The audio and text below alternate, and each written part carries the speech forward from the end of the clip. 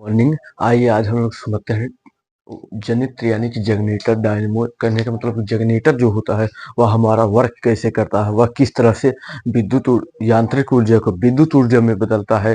यानी कि कहने का मतलब अगर हम उस पर मैकेनिकल एनर्जी देते हैं तो फिर वह हमको इलेक्ट्रिक एनर्जी देता है।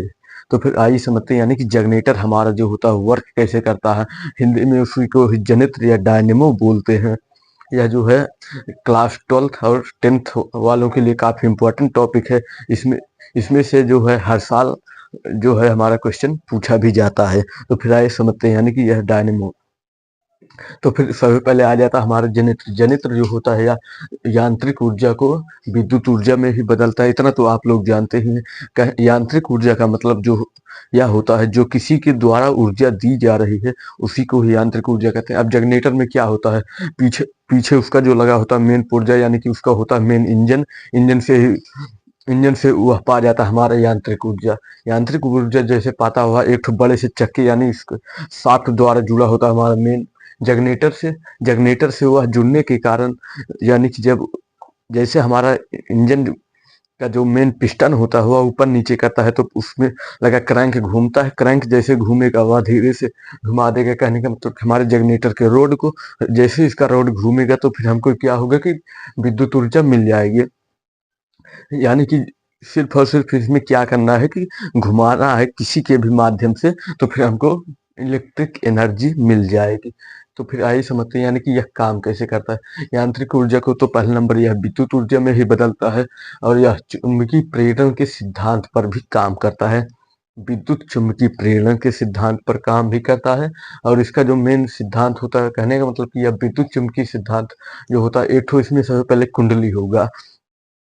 अब कुंडली क्या होता है, मेन हमारा जो कुंडली होता है वह ठीक इसी ही तरह से होता है।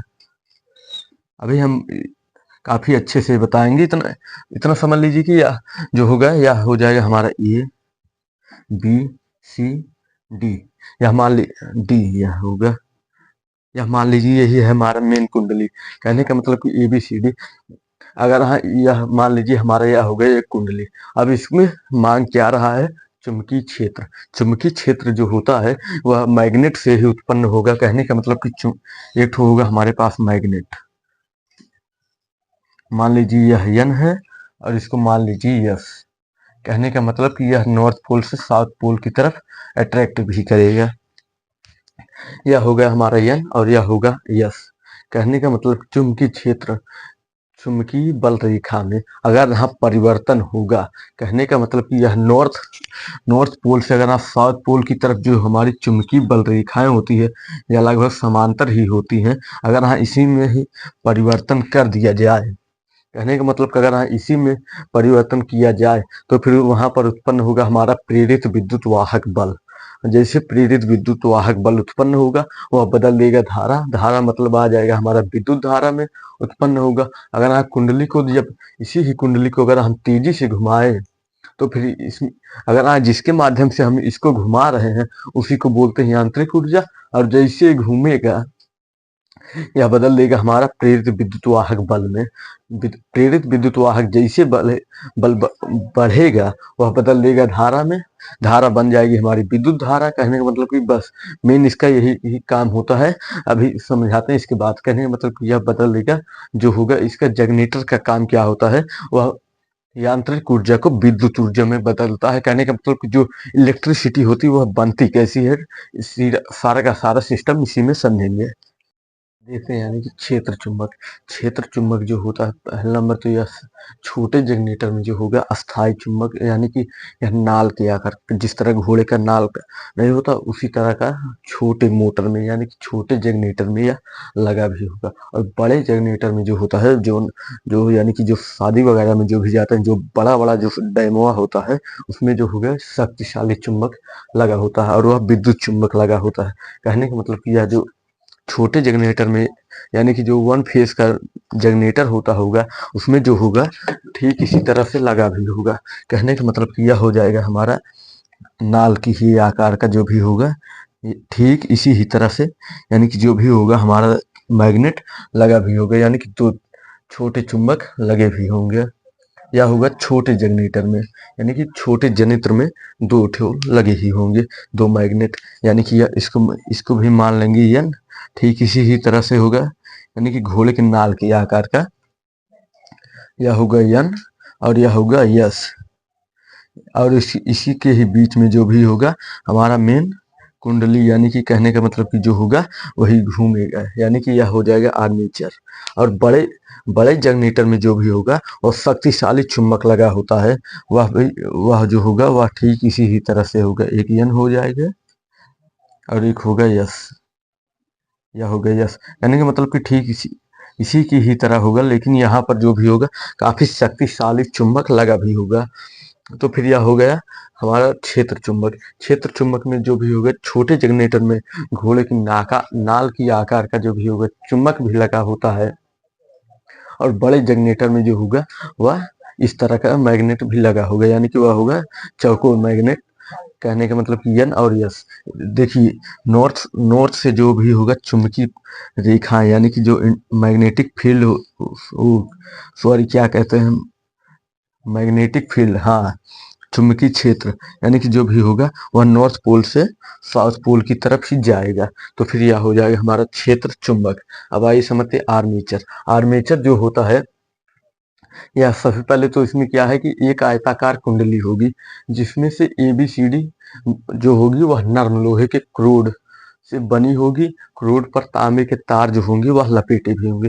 कहने का मतलब कि जो हमारी यहाँ पर कुंडली होगी ABCD, या जो होगी पहले नंबर तो यह होगी हमारी आयताकार, ठीक इसी तरह से होगी, यानी कि यह आयत के समान होगी, तो वही इसीलिए इसको भी आयताकार कहते हैं। यह जो होगी यह ठीक इसी तरह से होगी, जिसमें से ABCD, ABCD, यानी कि यह ठीक इसी तरह से होगी AB और CD।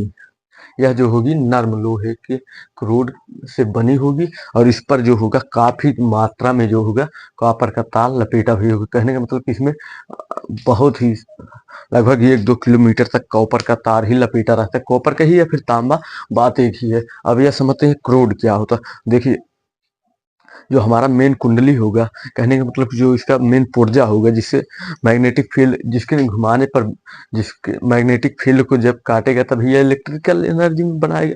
तो फिर यह जो मेन इसका होगा कुंडली जो आयताकार, यानी कि आर्मेचर जो होगा यह आयताकार होगा, और इसमें जो होगा नर्म लोहे के क्रोड लगे होंगे।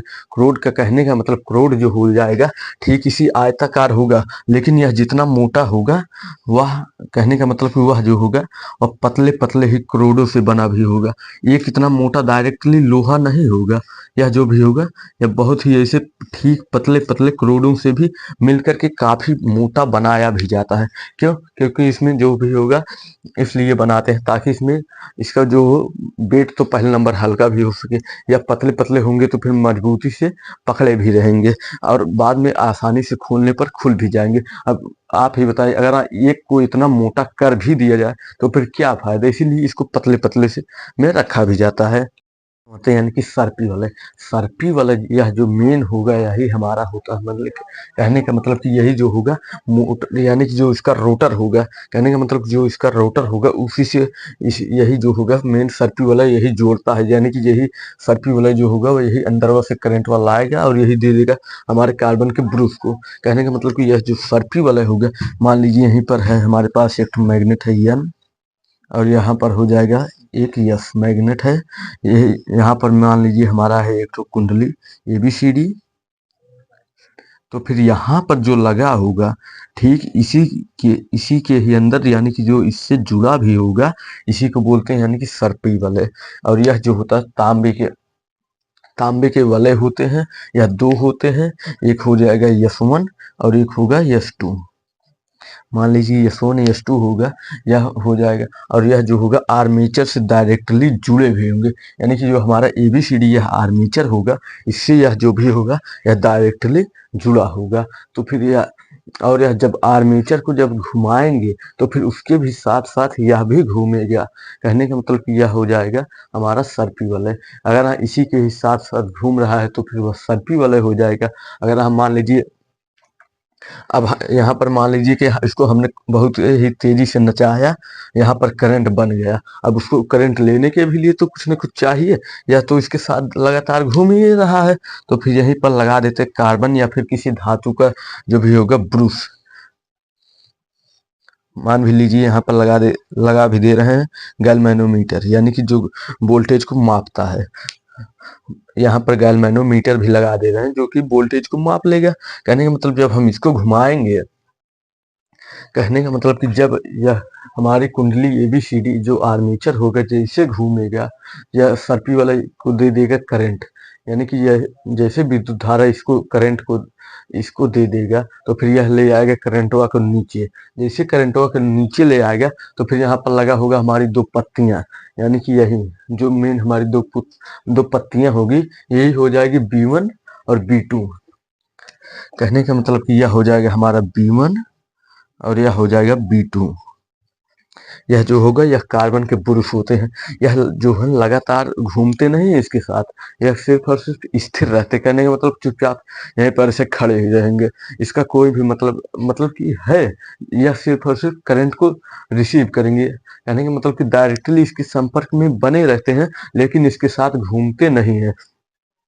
अब जैसे ही धारा इसमें बन जाएगी, तो फिर यह डायरेक्टली ऐसे ही आ करके इस गैल्वेनोमीटर से गुजर करके फिर इसी में ही चली भी जाएगी। तब इसका जो मेन हमारा जो सर्किट होगा वह कंप्लीट हो जाएगा। अब आइए समझते हैं थोड़ा डिटेल से इसी ही इमेज को। देख भी सकते हैं ये जो हमारा यानी कि जो मेन जनरेटर का जो हिस्सा होता है, सिर्फ और सिर्फ ये अंदर का ठीक इसी ही तरह से होगा। बाहर वाला हम आपको थंबनेल पर डाल भी देंगे, वहां से आप लोग देख भी सकते हैं। तो फिर यह हो जाएगा हमारा यस, यह था हमारा मैग्नेट, जो कि जो कि समांतर रेखा में यन यन से यस की तरफ जाता भी है। यन की यस यन से यस की तरफ जाता है। तो फिर यह जो होता है यह फ्लेमिंग के दाएं हाथ के नियम पर भी काम भी करता है। आप देख भी सकते हैं ठीक इसी ही तरह से। यह जो होगा अंगूठा, यह बताएगा बल की दिशा, यानी कि यह बल की दिशा को प्रदर्शित भी करता है। और यह जो होगा यानी कि यह जो हमारा होगा, यानी कि 90 डिग्री के एंगल पर यह इस तरफ जो होगा यह बनेगा हमारा चुंबकीय क्षेत्र। और यह जो होगा यह प्रेरित धारा की दिशा को दर्शाता है, ठीक दाएं हाथ के नियम पर भी। आप देख भी सकते हैं, यानी कि अंगूठा चला गया ऊपर, यह बल की दिशा है, यह चुंबकीय क्षेत्र की दिशा, और यह धारा की दिशा को बता रहा है। तो फिर अब आइए प्रैक्टिकल में से भी समझते हैं। देख लीजिए यहाँ पर हमारे पास दो ठो चुंबक भी है। मान लीजिए यह यन है और यह यस है, ठीक इसी ही तरह से लगा होगा। और यह क्या है कि कुंडली है, कोई भी आयताकार। तो फिर आयताकार कहने का मतलब कि ठीक इसी ही तरह से है। हाँ, ठीक इसी ही तरह से मान लीजिए इस पर भी कोई एक आयताकार कुंडली है, यह हो जाएगी कुंडली। और इस पर जो भी होगा यह यही कॉपर का, यानी कि यही जो है हमारा यही मेन तार जो होगा यही लपेटा भी होगा। तो फिर यहाँ पर भी, यहाँ तक तो आप समझ भी गए होंगे। यह हो जाएगा। कहने का मतलब कि अब क्या कह रहा था, अगर हम इसी कुंडली को अगर हम तेजी से घुमाएं, तो फिर इसमें क्या बनेगा, प्रेरित धारा उत्पन्न होगी। प्रेरित धारा बदलेगी विद्युत धारा में। विद्युत धारा फिर आप चाहे जहां ले जाइए पावर को, यहाँ तक आपको मन कहे। तो फिर अब आइए देख भी लेते हैं। मान लीजिए यह है हमारे पास एक ठो कुंडली है, और इस पर यही मान लीजिए यही कोई कॉपर, यही जो तार है यही लपेटा हुआ है तांबे का। अगर हम इसी को ही ऐसे ठीक बहुत ही तेजी से अगर इसी को ही हम घुमा भी दें, तो फिर सबसे पहले समझते हैं, अगर हम इसको 180 डिग्री के एंगल पर भी घुमा दें, कहने का मतलब कि अगर यह ए है, बी है, सी है, डी है, तो फिर कहने का मतलब मान लीजिए धारा यहीं से यहीं पर हमारी रुकी हुई है। ए बी मान लीजिए ठीक इसी ही तरह से। कहने का मतलब ए बी झुका हुआ है और CD जो है वह उठा हुआ है। अगर हम इसी को 180 डिग्री के एंगल पर घुमा भी दें, कहने का मतलब ये घूम भी गया। अब अब क्या होगा, अब यह ठीक इस तरह से आ जाएगा। कहने का मतलब कि ए इधर आ जाएगा, बी इधर, और डी जो सी होगा इधर, और डी आ जाएगा नीचे, या फिर कुछ भी हो सकता है। यहाँ पर भी, यहीं पर भी आप मान लीजिए सी, और यहाँ पर ही हो जाएगा हमारा डी। यहाँ पर लिख भी सकते हैं। कहने का मतलब कि यह हो जाएगा हमारा सी और यह हो जाएगा डी। तो फिर अब आप इतना तो समझ ही गए होंगे। कहने का मतलब कि अगर इसी चुंबकीय क्षेत्र के अंदर अगर हम इसी को ही ठीक तेजी से भी अगर हम घुमा भी दें, तो फिर तेजी से घुमाने के कारण क्या होगा, चुंबकीय क्षेत्र में परिवर्तन होगा। जैसे यहाँ पर परिवर्तन होगा, हमारा प्रेरित धारा उत्पन्न हो जाएगा। प्रेरित धारा उत्पन्न होने के साथ यहाँ पर हमारा सर्पी वाला नीचे घूम ही रहा है। मान लीजिए यह हो जाएगा हमारा जो ब्लू कलर यानी कि जो नीला कलर का है, यह सर्पी वाला हो जाएगा। और इसके बगल में भी मान लीजिए लगा देते हैं हम 2 कार्बन का ब्रुश, कार्बन का धातु का किसी का भी ब्रुश लगा भी देते हैं। बस सिर्फ और सिर्फ आपको क्या करना है, इसको यांत्रिक ऊर्जा देना है। कहने का मतलब कि इसको तेजी से ही नचाना है। जैसे ही आप एक ही दिशा में नचाएंगे तो फिर इसमें क्या होगा, या चुंबकीय फ्लक्स में परिवर्तन होगा। जैसे परिवर्तन होगा, यहाँ पर हमारा इलेक्ट्रॉन जमा होंगे। इलेक्ट्रॉन जैसे ही आवेशित होंगे, या धीरे धीरे प्रवाहित होने भी लगेगा, जिससे अगर हम जितनी ही तेजी से हम इसको घुमाएंगे, पावर उतनी ही हमको एक्स्ट्रा मिलता चला भी जाएगा। तो फिर यही है हमारा मेन जो होगा जनरेटर का, यही सिद्धांत है। और फिलहाल अब तो कुछ बचा भी नहीं है। हाँ, अगर सिर्फ और सिर्फ हमको काम क्या करना है, यही कुंडली को घुमाना है। तो फिर यह घुमाएंगे कैसे, मान लीजिए यह हो जाएगा हमारा जनरेटर। यही गोलाकार भी मार्कर कहाँ है, हाँ, यह मान लीजिए सिर्फ और सिर्फ क्या करना है, इसी को ही जनरेटर में है ऐसे ही मान लीजिए पैक भी किया रहता है गोलाकार। और यह मान लीजिए यही हो जाएगा हमारा मेन सॉफ्ट। यहाँ से जुड़ा होता है हमारा मेन इंजन। जब जब ऐसे ही इंजन घूमेगा, यह भी घूमने लगेगा। इसके साथ जब घूमेगा तो फिर यहाँ पर लगा होगा हमारा 2 ब्रुश। एक यही इलेक्ट्रॉन को ले लेगा और यहीं पर हम लगा देते हैं स्लिपरी या फिर कम्यूटेटर, यानी कि जिस हिसाब से हमको धारा चाहिए होगी। तो फिर यह पावर हमारा दे भी देगा। अब इस पावर को आप चाहे जहां भी ले जाइए, यह हो जाएगा गैल्वेनोमीटर। यह जो होता है वोल्टेज को माप लेता है। जैसे कि बहुत सारे जनरेटर में 220 वोल्ट आता है, तो फिर किसी में 250 वोल्ट आता है, किसी में 240 आता है। तो फिर यह इसी के हिसाब से आता है, जितना तेजी से उसको घुमाया भी जाए। तो फिर यह जो हमारा जनरेटर वाला जो टॉपिक था, यानी कि जो डायनेमो जनित्र था, यह लगभग समाप्त ही हो चुका है। मिलते हैं किसी नेक्स्ट पार्ट में।